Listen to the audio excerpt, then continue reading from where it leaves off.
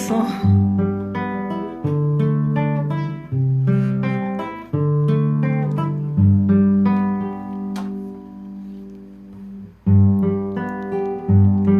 Esta paz que eu sinto em minha alma não é porque tudo me vai bem. Esta paz que eu sinto em minha alma é porque eu sigo a quem é fiel. Não olha as circunstâncias, não olha o teu amor, teu grande amor, não me guio por vistas. Alegre estou, não olha as circunstâncias, não olha o teu amor, teu grande amor, não me guio por vistas. Alegre estou. Este gozo que eu sinto em minha alma não é porque olho ao meu redor. Este gozo que eu sinto em minha alma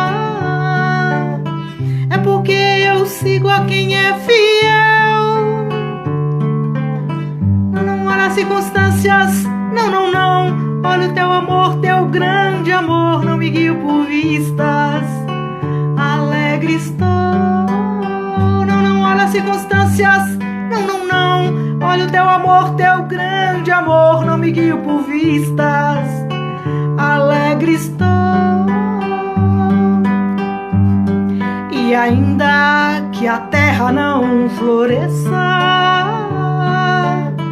ou que a vide não deu teu fruto, e ainda que os montes se lancem ao mar, ou que a terra trema, hei de confiar. Não olha as circunstâncias, não olha o teu amor, teu grande amor, não me guio por vistas. Alegre estou. Não olha as circunstâncias, não olha o teu amor, teu grande amor, não me guio por vistas. Alegre estou.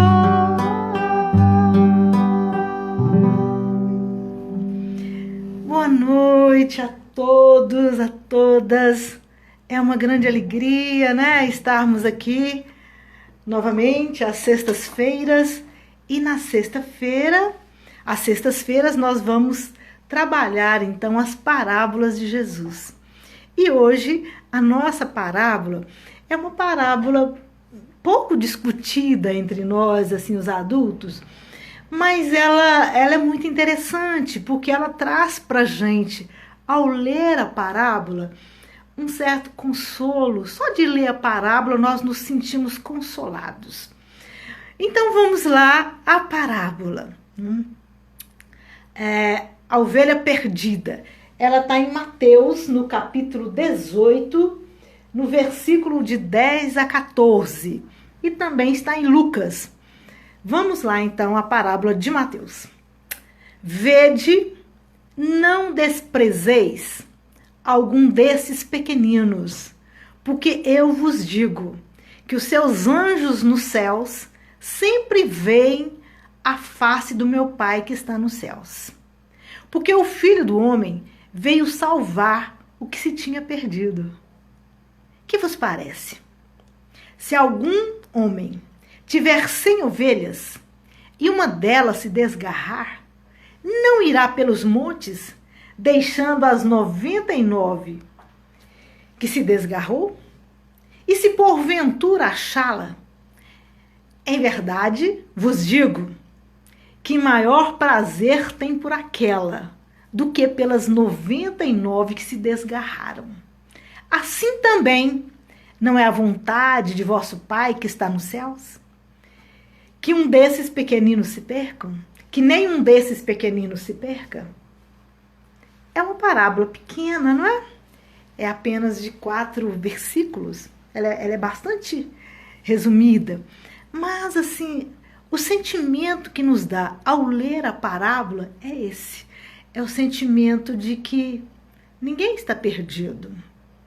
É o sentimento, na verdade, é um sentimento de, como eu falei inicialmente, de consolo, é um sentimento de perdão, é um sentimento de esperanças. E com certeza, muitos de nós já deparamos com situações muito semelhantes. Por exemplo, uma mãe de família que muitas vezes, para cuidar de um filho que se encontra desgarrado, essa mãe de família abre mão de um trabalho, abre mão da sua felicidade para cuidar daquele filho. Quantas vezes nós deparamos com situações em que companheiros, pessoas mínimas, que desconhecidas da sociedade, mas que realizam esse trabalho de tamanho cuidado, de tamanha dedicação, que demonstra para nós como o amor é capaz de curar, como o amor é capaz de restaurar. Então vamos lá. O que nos vem inicialmente, o que é que nós elencamos aqui para as nossas discussões com relação a essa parábola? A primeira questão que nos chama a atenção é quando Jesus inicia. Ele fala: não desprezeis a nenhum desses pequeninos. E aí nós pensamos assim, o que significa, na verdade, a palavra desprezar? A palavra desprezar, ela significa não desconsidereis, não desdenheis ou não descuideis. E aí nós pensamos então no descuido. A palavra que mereceu para nós um destaque foi a palavra descuido. Ou seja, então Jesus está dizendo não desprezar ou não descuidei de nenhum desses pequenos, desses pequenininhos. E descuidar nos lembra o seu antônimo, que é cuidar. E o que é cuidar? Cuidar é reparar, é prestar atenção. E aí, cuidar, vem da palavra cuidado. E o cuidado é aquela situação que é submetida a uma rigorosa análise. Cuidado significa uma coisa muito meditada. Mas nós encontramos um autor e ele tem um livro que ele vai contar sobre o cuidado. O livro chama Cuidado. E ele fala para nós que o cuidado, ele é um padre, né? E ele vai dizer assim, o cuidado é um desvelo, é uma atitude de zelo, de desvelo. E aí, na verdade, ele diz assim, porque o cuidado, ele é muito mais do que um ato. Porque quando nós pensamos assim, nós vamos lá no serviço de saúde para sermos cuidados, para recebermos cuidados. E ele diz assim, mas o cuidado, ele vai além de uma ação de fazer um curativo, de fazer uma medicação, de dar uma medicação, de fazer uma injeção. Ou seja, o cuidado vai além de um ato. O cuidado, na verdade, é uma atitude. Ou seja, é um jeito de ser, é um jeito de reagir.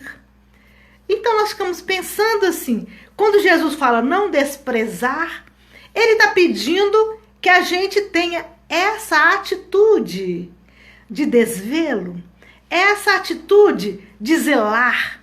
Ou seja, então ele pede que a gente tenha essa atitude de zelar para com os pequeninos. E nós ficamos pensando aqui, né? Quem são os pequeninos que nos cercam? Porque ele está dizendo dos pequeninos, mas dos pequeninos que são diferentes dos grandes, né? Dos pequeninos. Não descuidei dos pequeninos. Então ele está falando na nossa sociedade. Nós sabemos que na nossa sociedade tem aqueles que nós o nomeamos, quando a gente fala assim, esses são os grandes, esses são os poderosos. Mas tem aqueles outros que não são os grandes e nem são os poderosos. São os pequenininhos. E quem são os pequenininhos? E aí nós pensamos que os pequenininhos são aqueles que vivem à margem da sociedade, são os marginalizados sociais. E aí nos lembramos dos marginalizados sociais, que são chamados os párias sociais.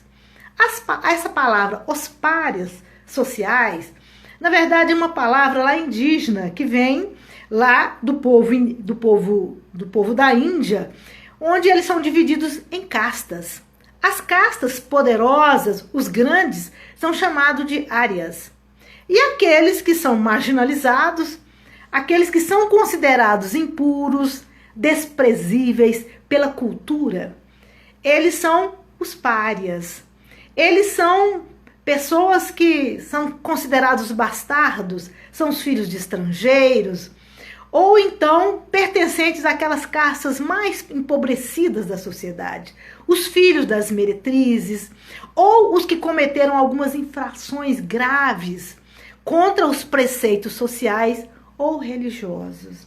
Ou seja, são as pessoas realmente excluídas do convívio social. São essas pessoas marginalizadas dentro da sociedade. E quando nós pensamos nessas pessoas marginalizadas da sociedade, excluídas do convívio social, nós conhecemos essas pessoas.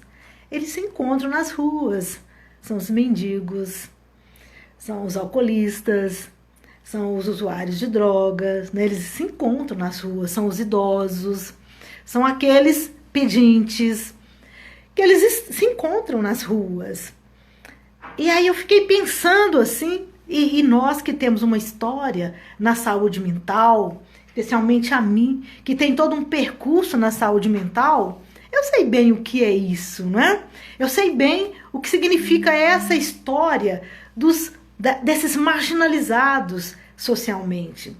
Porque existe na história do mundo e na história do Brasil um fato grave na nossa história, que foi chamado de a Grande Internação. Essa Grande Internação era um local que acolhia todas aquelas pessoas que eram os rejeitados sociais, todos os que eram indesejados socialmente. E essa instituição, o hospício, ele era um lugar, na verdade, onde foi frequentado anteriormente pelos ancenianos, pelos os antigos leprosários. Então esse lugar era um lugar, na verdade, sagrado, no sentido de ser um lugar divino, né? Um lugar que pertencia, que tinha uma ligação com a religiosidade. Mas era um lugar de maldição, né? Era um lugar que não era agradável para ninguém, os hospícios. Então, essas pessoas indesejadas socialmente, elas sempre foram para esses locais. E como eu trabalhei também muitos anos em hospital psiquiátrico, muitos anos também nos serviços de saúde mental, esse é o lugar onde essas pessoas indesejadas socialmente, elas estão lá. Então, muitas vezes, alguns hospitais, grandes hospitais, eles viraram verdadeiros depósitos dessas pessoas enjeitadas socialmente, não é? E a gente vê o seguinte, quando tem um grande evento na cidade, não é? Aí vamos fazer uma limpeza, vamos deixar a cidade limpa. Deixar a cidade limpa é retirar os mendigos da rua. E como tem mendigo na rua, né, minha gente?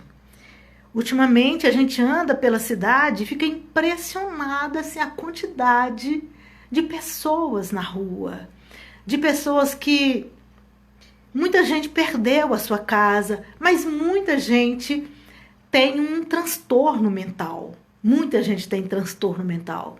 Muita gente também... e aí tem de tudo, né, minha gente? Tem de tudo. Tem pessoas envolvidas realmente com álcool, com drogas, tem de tudo. Mas são esses os enjeitados sociais. Então, para nós, certamente é um desafio cuidar deles, não é? É um desafio. Quando Jesus fala, não rejeiteis, né? Cuideis. Ou seja, dê cuidado a esses pequeninos. Então ele pede que a gente olhe para esses pequenos que estão nas ruas, que a gente cuide também desses pequenos. E para a gente é muito mais fácil que eles permanecessem no asilo, porque hoje nós temos os asilos, muito mais fácil, muito mais tranquilo. Mas mesmo assim, surge para nós a oportunidade de exercitar a solidariedade, de visitá-los nos asilos de idosos, de visitá-los, de levar uma palavra de esperança. Ou seja, é um momento para que a gente exercite a nossa fraternidade, que a gente exercite tudo que a gente já aprendeu com Jesus, que a gente exercite o nosso amor. E aí, se a gente for lembrar a trajetória de Jesus, nós vamos observar que Jesus, ele trabalhou com 12 apóstolos. Ele convocou 12 homens para compor o seu colégio apostolar. E todos eles tinham uma característica muito parecida, uma característica muito singular. Eles eram iletrados. Eles não possuíam o saber do mundo. Eles não eram considerados os grandes entre os judeus. Eles não eram homens do sinédrio. Eles não eram homens que estudavam e ensinavam as leis. Eles eram, na sua grande maioria, pescadores. Além de serem pescadores, como eu falei, eram iletrados, e eles eram da Galileia, eles não eram de Jerusalém. Eles eram da Galileia, eles eram de um lugar simples, era um lugar que não tinha grandes escolas, que não tinha grandes indústrias, nem grandes instituições. Um deles roubava, que era o Levi. Porque o Levi, que o Mateus, inclusive esse da parábola, né? O Levi, ele cobrava impostos exorbitantes, ele tirava para ele. Levi, então, fazia isso, ele cobrava impostos acima do que deveria ser cobrado. Então, ele era muito mal visto pelos judeus. E Levi, que cobrava impostos exorbitantes, e nós vamos encontrar, na sua grande maioria, pescadores. Tinha um outro discípulo que tinha uma característica estranha. Ele era militante político, que era Judas. Judas o entregou em função da política, porque Judas queria que Jesus assumisse o lugar de poder para dominar Roma. Era isso que Judas esperava de Jesus. E Jesus não fazia parte do seu colégio apostolar, mas ele convida Magdala. Magdala era uma mulher que comerciava o seu corpo. Então, ela era uma mulher pecadora para os homens da época, para o povo da época. E Pedro? Pedro já não era jovem. Pedro já era mais avançado em idade. Pedro era pescador, era mais avançado em idade, era casado e tinha filhos. Então, o colégio apostolar de Jesus não era formado pelos grandes, era formado por pessoas que na sociedade representavam também os pequenininhos, né? Os pequenininhos. Mas aí, nessa parábola, é muito importante que a gente observe uma coisa também quando Jesus fala. Que aí, e ele fala, o que pensa disso, né? Que um homem deixa as suas 99 ovelhas e vai atrás de uma que perdeu. O que isso nos faz pensar? Nos faz pensar que o pai não quer a morte do pecador, não é? Porque aí ele podia falar assim, gente, essa ovelha perdeu mesmo? Ela perdeu. Porque se 99 permaneceram no rebanho, só uma que perdeu, ela é rebelde. Por que as outras ficaram quietinhas? Por que as outras ouviram o chamado, ouviram a voz do seu pastor? Por que 99 conseguiu seguir o caminho? E uma só, essa que saiu, com certeza ela é muito rebelde. Ei, Maria Geralda. Ela é muito rebelde e ela não merece o nosso cuidado. Ah, que se dane. Deixa pra lá. Deixa ela, deixa a vida. Ela vai aprender com a vida. Muita gente diz isso. Mas o que Jesus nos ensina aqui não é isso. Ele nos ensina aqui que o Pai não quer a morte do pecador. Não quer a morte do pecador. Não é?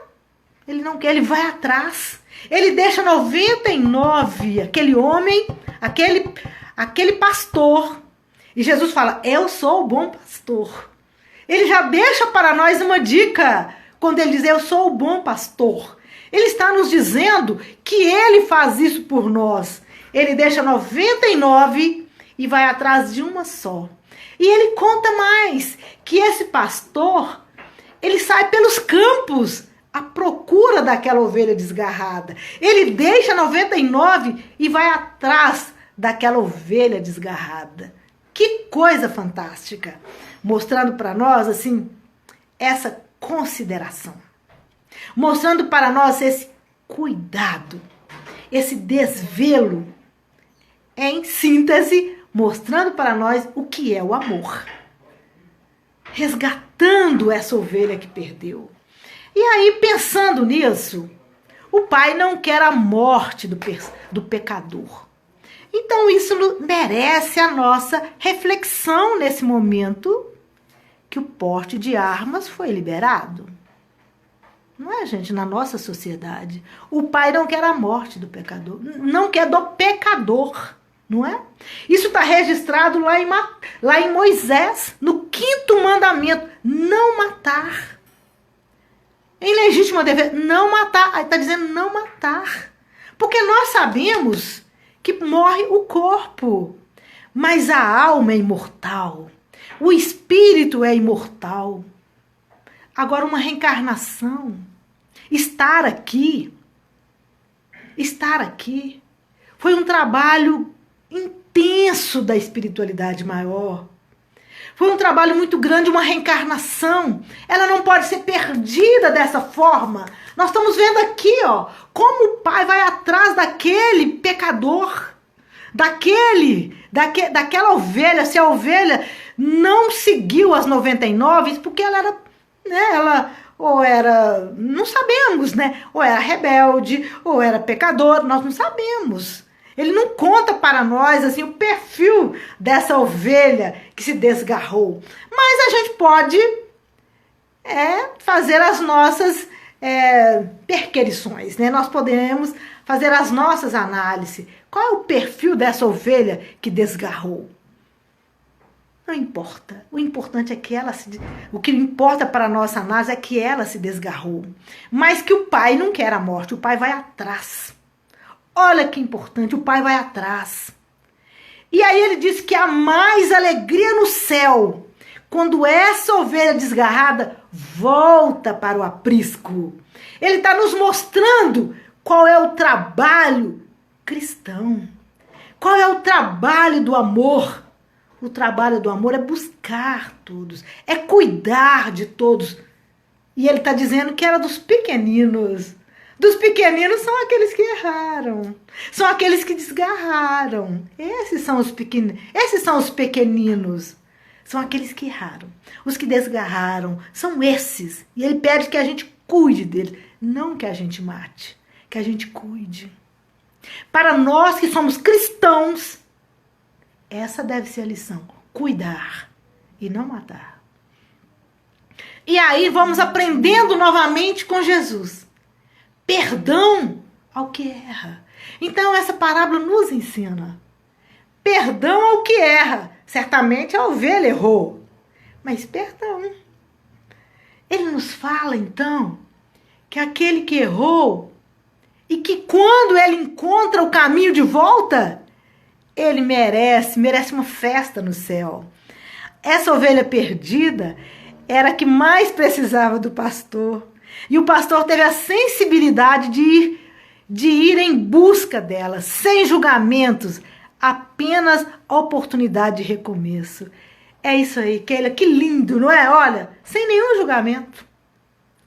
Olha que bonito, porque ele fala que foi festa, que essa foi a grande alegria quando a ovelha perdida chega, quando ele encontra a ovelha perdida. Isso, gente, é de uma beleza, isso é de uma grandiosidade que nos comove, essa atitude do Pai. Ir em busca daquele que está perdido, ir em busca daquele que erra. E aí nós ficamos pensando assim, o que é erra, né? Aquele que erra, aquele que está perdido. Vamos pensar naquele que erra. Aquele que erra, na verdade é o seguinte, aquele que erra tem a consequência dos seus atos. Ele vai sofrer a consequência dos seus atos, porque isso é lei. É a lei da física. Todas as vezes que nós emitimos um objeto, né? Todas as vezes que nós lançamos um objeto no espaço, na parede, ele volta. E ele volta com aquela energia que nós enviamos, que nós emitimos, e traz a energia de volta. Ele volta redobrado. Ou seja, então tudo que nós fazemos, todos os nossos atos, tem uma consequência.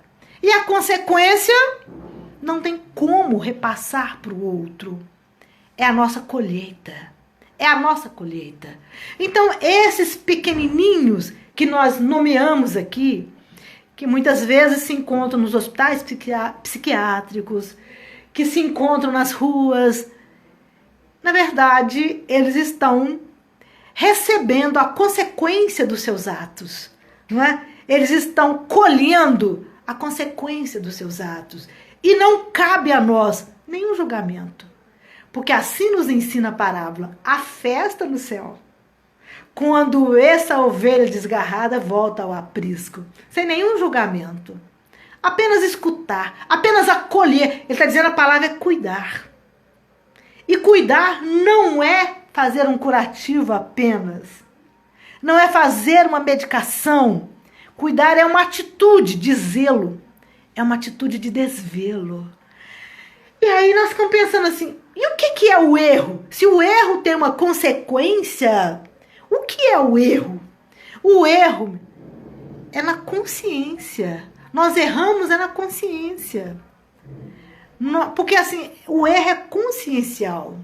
E quando a gente tem essa clareza, todas as vezes que a gente erra, ninguém precisa falar nada conosco. A nossa consciência registra. E ela vai cobrar.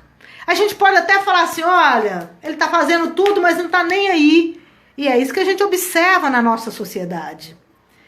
Quantos atos inconsequentes que a gente fica brigando por justiça. Nós não somos juízes. E Jesus não nos pede essa atitude de juízes. Ele nos pede a atitude de cuidar.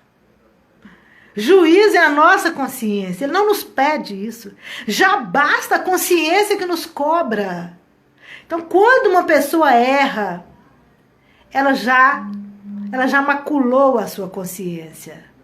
Ela terá que quitar com a sua consciência, porque ela não terá paz enquanto ela não quitar com a sua consciência. Então, quem errou merece de nós oração, merece de nós compreensão, tolerância e não julgamento. Não é? Porque nós sabemos, então, que quem errou vai ter que reparar. Todo erro exige uma reparação. E o que é cuidado? Nós lemos no início? Reparar, né? Todo erro exige reparação. Então, aquele que erra, quando a gente cuida dele, quando a gente tem essa atitude de desvelo, quando a gente tem essa atitude de tolerância, certamente ele vai buscar reparar. Na hora certa. Na hora certa ele vai buscar reparar. E a gente não sabe que momento que é, porque o momento é de cada um. A pessoa só muda quando ela quer mudar, quando ela encontra o caminho. Por isso que é muito interessante pensar na ovelha perdida, que a gente vai entrar aqui agora. O que significa ovelha perdida? O que significa perder-se? Então vamos lá. Então o que a gente estava falando, que uma reencarnação, estar aqui agora, estar vivo aqui agora, isso tem um preço que a gente não faz ideia. O preço que é estar aqui nesse momento.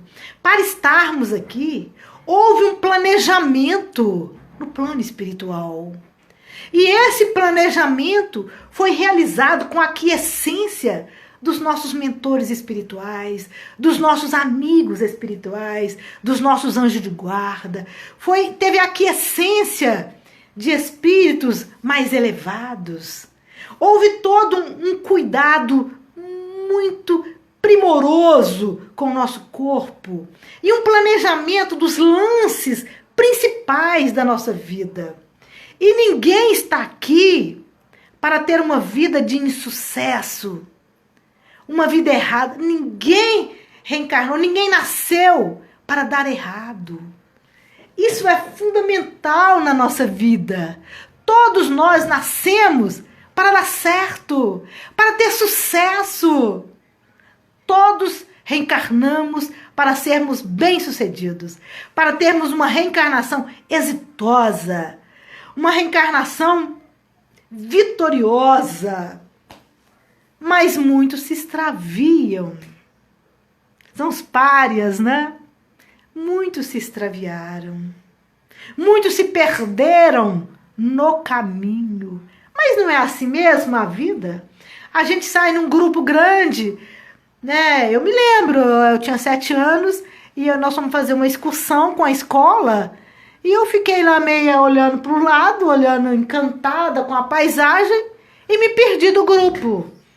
Com 7 anos, 6 anos, né? Eu fiquei no meio do mato, era num lugar que eu não conhecia e a gente fazia excursão numa fazenda.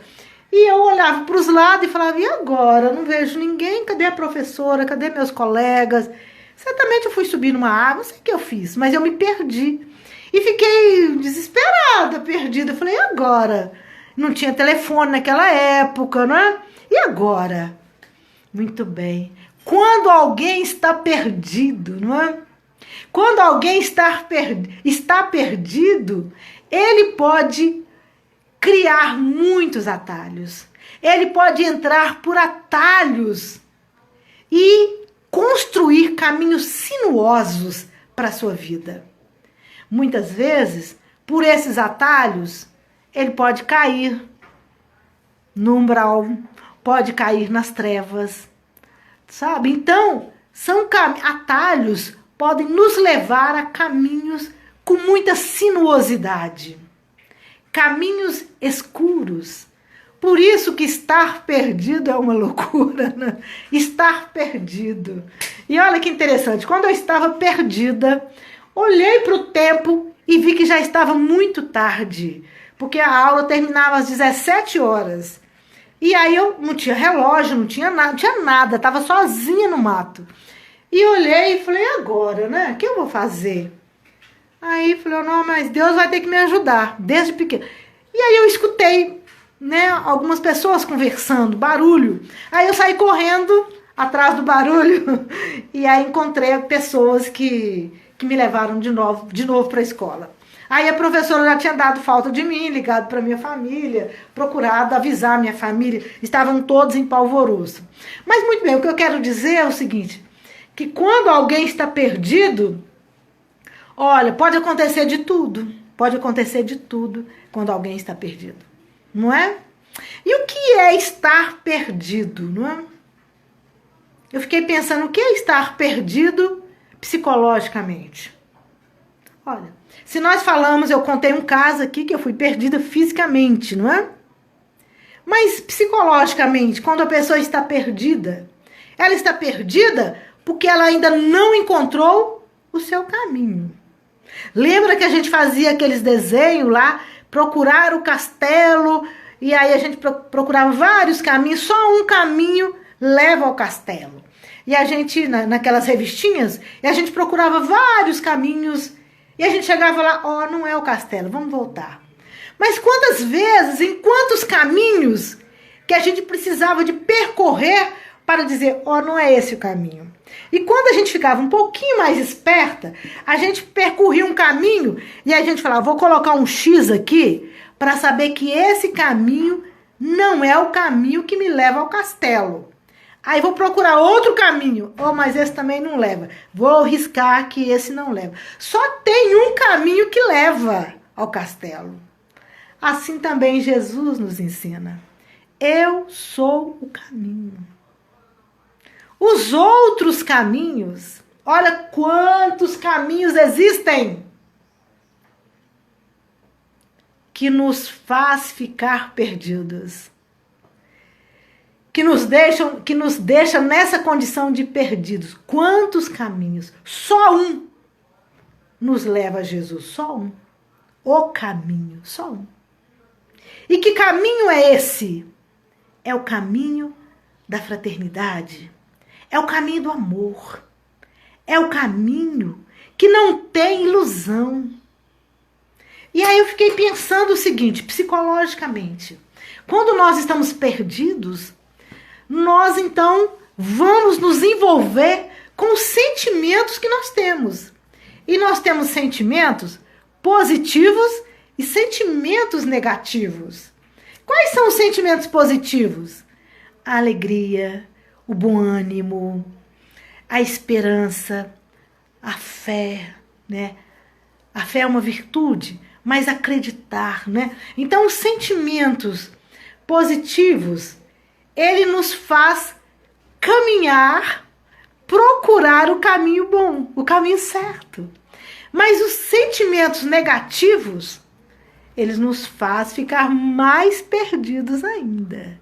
E a gente sabe que nós vamos vincular, nós vamos buscar, na verdade, aqueles sentimentos que têm a ver com o que a gente sente, com o momento que nós estamos vivendo, com aquilo que traz afinidade conosco.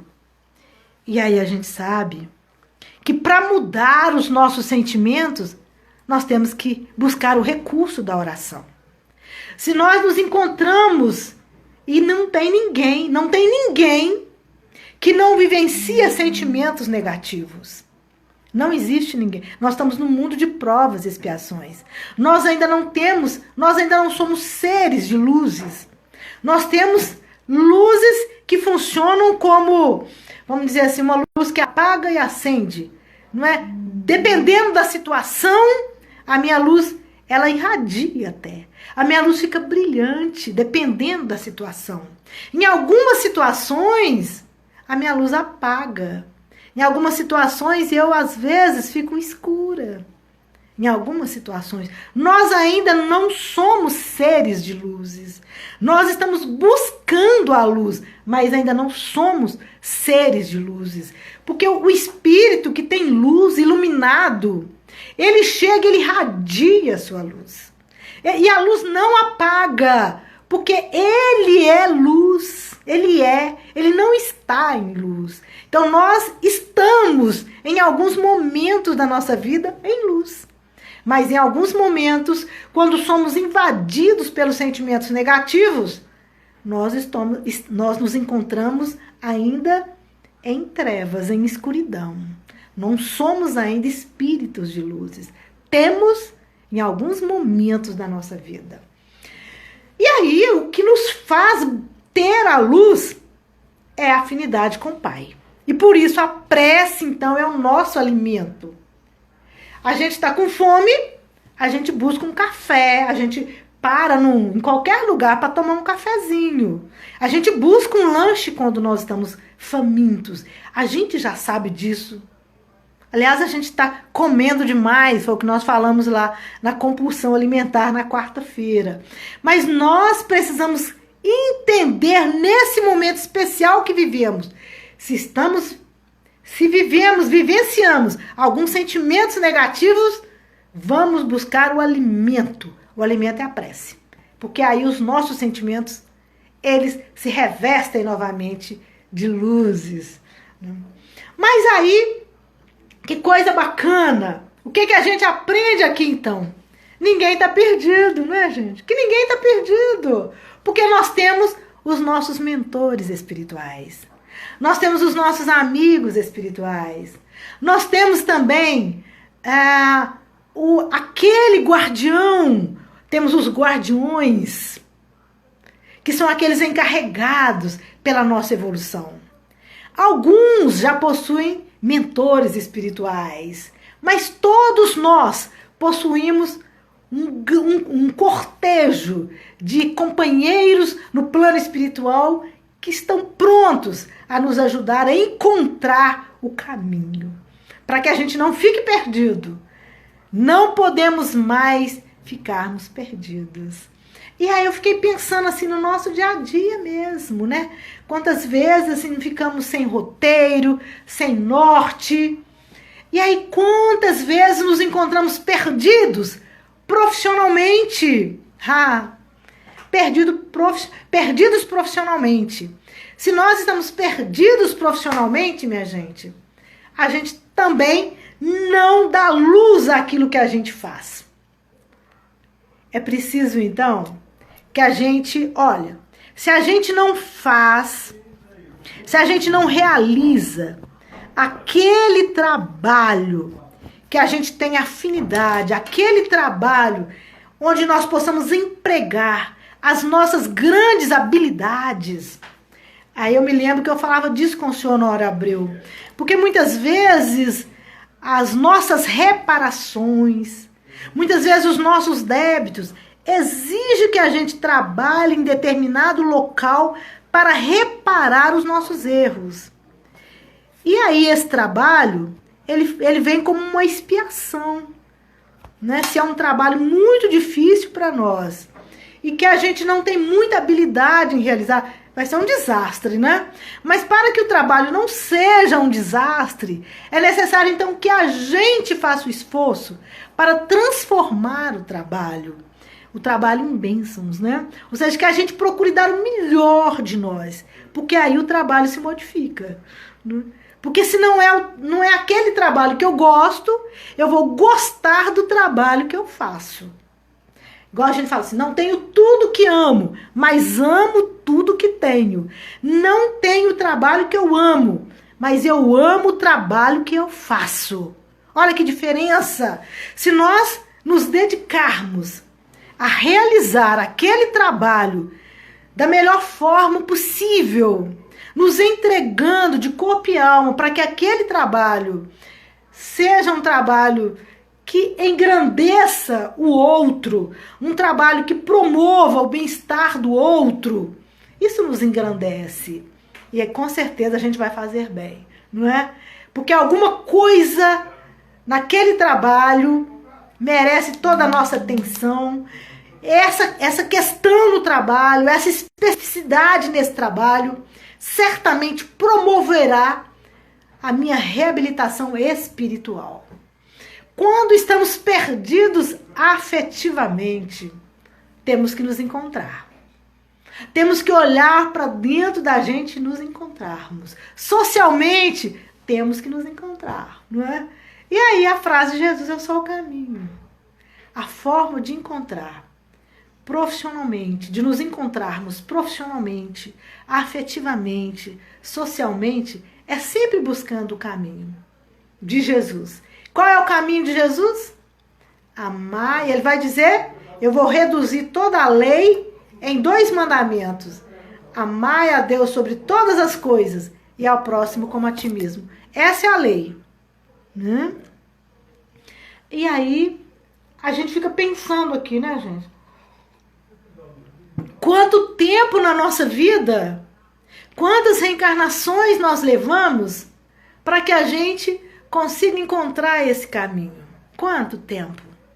Quanto tempo nós levamos para encontrar esse caminho? Por isso ele veio salvar. Aí ele fala assim, no final da parábola, Jesus veio salvar o que estava perdido. Olha o que Jesus conta para nós.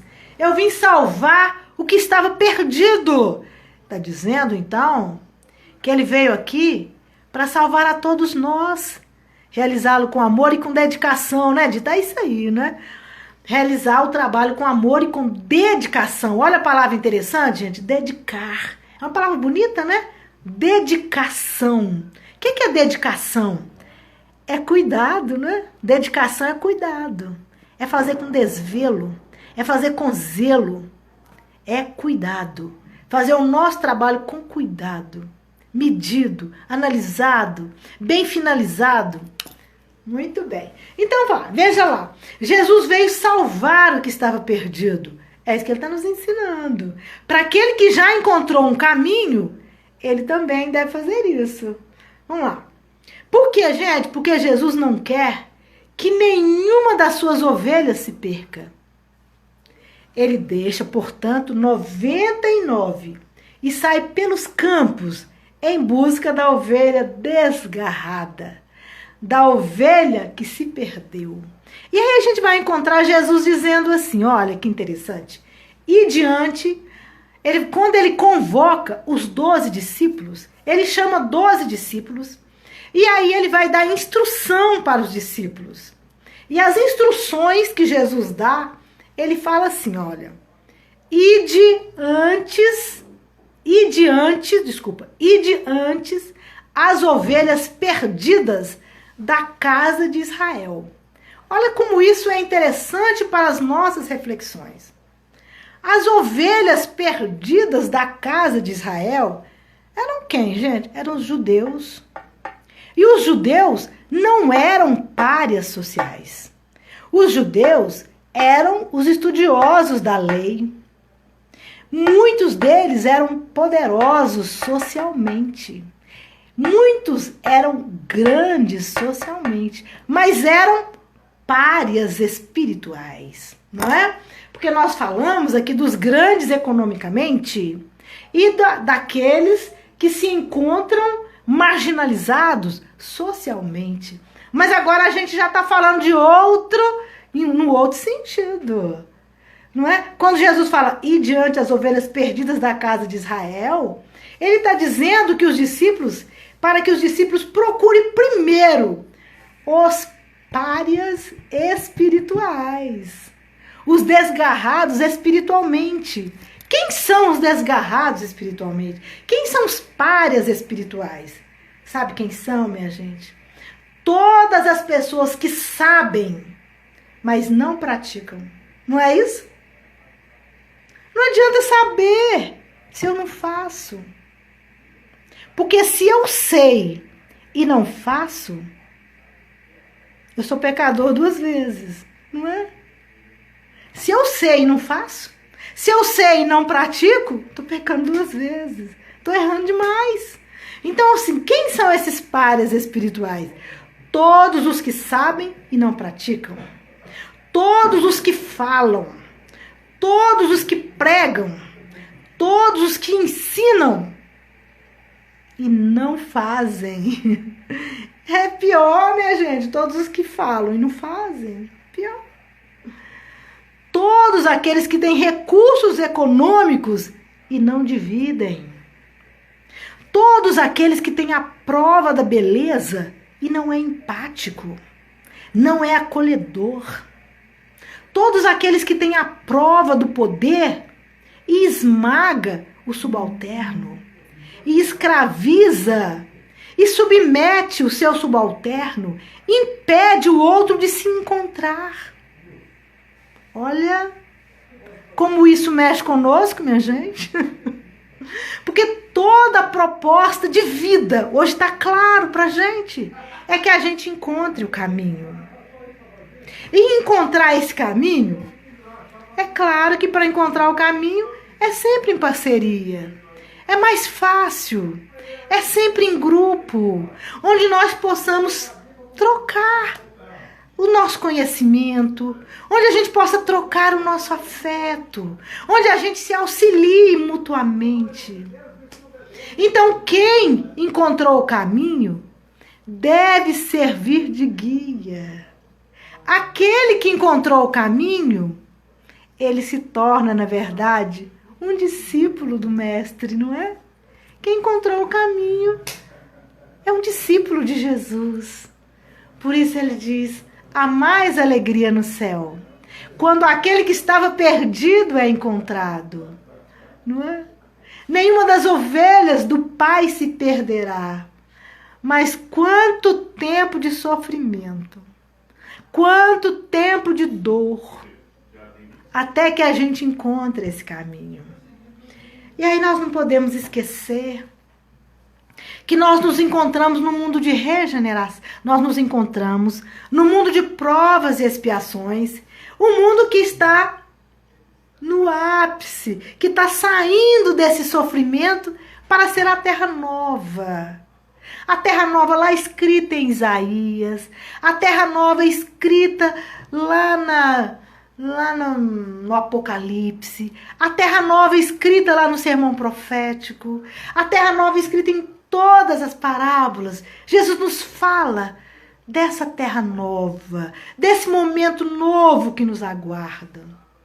Então, minha gente, para aqueles que encontraram o caminho, para aqueles que já encontraram o caminho, está aqui para nós um mundo novo que deve ser construído por estes agora. Ou seja, é agora. É agora que nós temos que ter essa certeza. Já encontramos o caminho?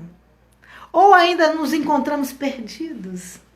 Se nos encontramos perdidos, é momento de grandes reflexões.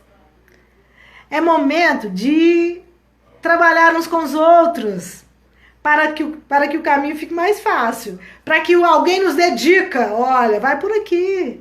Né? Porque quando estamos em grupo, alguém vai dizer, é por aqui. Eu acho que pode ser assim. Eu acho que deve ser dessa forma. Porque a gente se ajuda mutuamente. É isso, minha gente. Então eu queria... Pensando que é uma parábola bonita, não é? E aí eu queria escutar um pouquinho de vocês. Queria estar compartilhando um pouco. Por favor, compartilhem comigo. Vamos lá, gente? Estou esperando. Nosso tempo está acabando, mas a gente ainda tem uns minutinhos. Sueli está dizendo que está tudo bem, não é? Ah, Maria Geralda, sem caridade não há salvação, não é, Maria Geralda? É isso aí, né? Sem caridade não tem jeito, né? E essa caridade, né, Maria Geralda, ela começa com a gente, não é?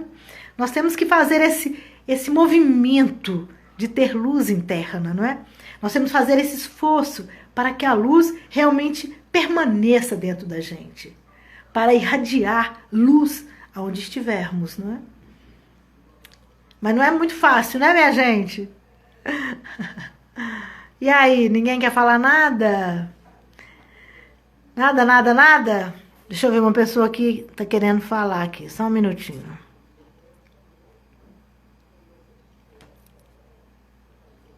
Não. Sueli. Roberta, tudo bem, Roberta? Keila. Sou Wilson. Dita, tudo tranquilo, gente? Vocês não querem falar nada? Eu terminei aqui a reflexão. É desafiador, não é, Roberta? É muito desafiador, realmente, não é? E aí eu fico pensando assim, aquilo que a gente falou aqui no começo, né? Falou aqui no final, não é? Vamos olhar aqui, não é? Então, se Jesus fala assim, ide as ovelhas perdidas da casa de Israel, então eu acho que essa é uma grande reflexão, realmente, não é? Quem são esses párias sociais, não é? Ou seja, os párias, né, na verdade, as ovelhas desgarradas, né, são esses pequenininhos párias sociais. E aí a gente fala disso, né? Todos que sabem e não praticam. Todos que falam, todos que pregam, todos que ensinam e que não praticam. Não é? Marisa, o Pai, que é todo bondade, nos mostra o caminho, né, Marisa? Isso aí, Marisa, isso mesmo, né? Mas fico pensando, Marisa, assim, que a gente encontra o caminho e nós precisamos construir essa terra nova, essa terra de regeneração. Ela vai ser construída por quem? Essa terra nova. Por quem? Por quem já encontrou o caminho. E aí é fazer mesmo. É fazer mesmo. É fazer isso dentro da nossa casa, é com a nossa família, é no nosso trabalho. Isso é desafiador. Porque, olha, aquele que tem a prova, que nós falamos, como nós falamos aqui, olha as provas. Aqueles que falam, mas não fazem. aqueles que pregam, aqueles que ensinam, mas não realizam, mas que não têm tolerância, aqueles que têm recursos econômicos, mas que vai guardar nos bancos. Para quê? Se nós não vamos levar nada disso, o que nós levamos para a vida espiritual? Só o bem que nós fazemos. Essa é a nossa grande riqueza. Então, não resolve ter recursos econômicos e guardar, não resolve. Né? A prova da beleza, qual é o sentido da beleza? É ser agradável com as pessoas. Se a beleza abre tanto espaço, é de ser empático, de ser acolhedor, e é de abrir os caminhos para todo mundo.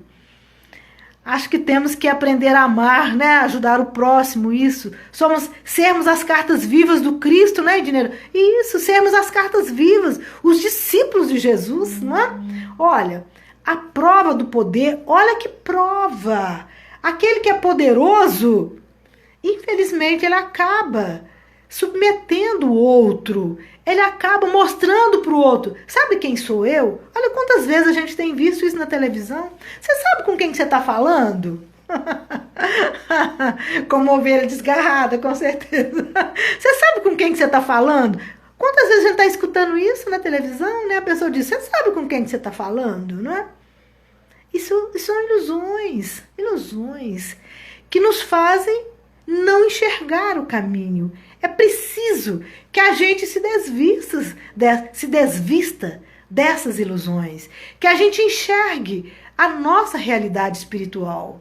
E a nossa realidade espiritual é a terra nova que nos aguarda, minha gente. Segundo Francisco Cândido Xavier, pelo